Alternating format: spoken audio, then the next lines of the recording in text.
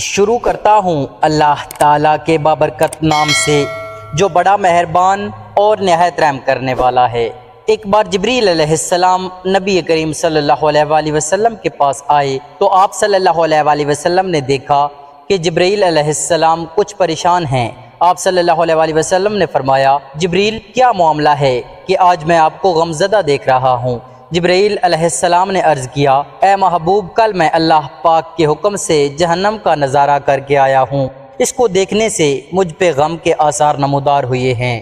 نبی کریم صلی اللہ علیہ وآلہ وسلم نے فرمایا، جبرائیل مجھے بھی جہنم کے حالات بتاؤ۔ جبرائیل علیہ السلام نے عرض کیا، جہنم کے کل 7 درجے ہیں، ان میں سے جو سب سے نیچے والا درجہ ہے اللہ اس میں منافقوں کو رکھے گا۔ اس سے اوپر والے 6 درجے میں اللہ تعالیٰ مشرک لوگوں کو ڈالیں گے۔ اس سے اوپر 5ویں درجے میں اللہ سورج اور چاند کی پرستش کرنے والوں کو ڈالیں گے۔ 4تھے درجے میں اللہ پاک آتش پرست لوگوں کو ڈالیں گے۔ تیسرے درجے میں اللہ پاک یہود کو ڈالیں گے۔ دوسرے درجے میں اللہ تعالیٰ عیسائیوں کو ڈالیں گے۔ یہ کہہ کر جبرائیل علیہ السلام خاموش ہو گئے تو نبی کریم صلی اللہ علیہ وآلہ وسلم نے پوچھا، جبرائیل آپ خاموش کیوں ہو گئے؟ مجھے بتاؤ کہ پہلے درجے میں کون ہوگا؟ جبرائیل علیہ السلام نے عرض کیا، اے اللہ کے رسول، پہلے درجے میں اللہ پاک آپ کی امت کے گناہگاروں کو ڈالیں گے۔ جب نبی کریم صلی اللہ علیہ وآلہ وسلم نے یہ سنا کہ میری امت کو بھی جہنم میں ڈالا جائے گا تو آپ صلی اللہ علیہ وآلہ وسلم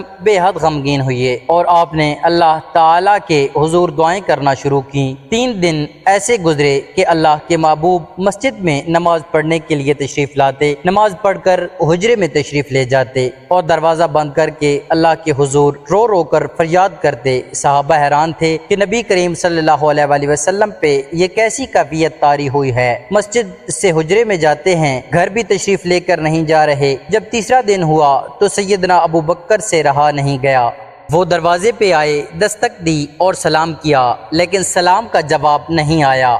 آپ روتے ہوئے سیدنا عمر کے پاس آئے اور فرمایا کہ میں نے سلام کیا لیکن سلام کا جواب نہ پایا، لہٰذا آپ جائیں، آپ کو ہو سکتا ہے سلام کا جواب مل جائے۔ آپ گئے تو آپ نے 3 بار سلام کیا لیکن جواب نہ آیا۔ حضرت عمر نے سلمان فارسی کو بھیجا لیکن پھر بھی سلام کا جواب نہ آیا۔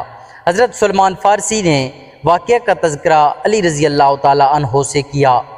انہوں نے سوچا کہ جب اتنے عظیم شخصیات کو سلام کا جواب نہ ملا تو مجھے بھی خود نہیں جانا چاہیے بلکہ مجھے ان کی نور نظر بیٹی فاطمہ اندر بھیجنی چاہیے، لہٰذا آپ نے فاطمہ رضی اللہ تعالیٰ عنہ کو سب احوال بتا دیا۔ آپ حجرے کے دروازے پہ آئی، ابا جان السلام علیکم۔ بیٹی کی آواز سن کر محبوب کائنات اٹھے، دروازہ کھولا اور سلام کا جواب دیا۔